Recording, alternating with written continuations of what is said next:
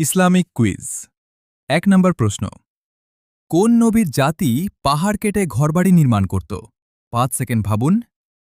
৫ ৪ ৩ ২ ১ উত্তর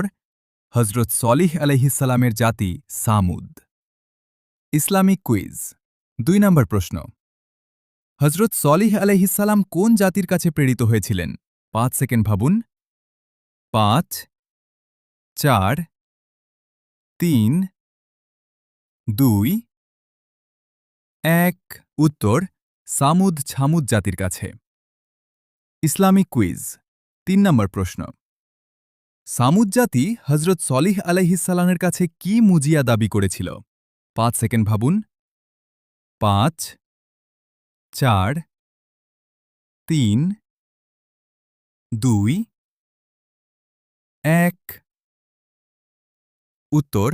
পাহাড় থেকে একটি জীবন্ত মাদি উট বের হয়ে আসুক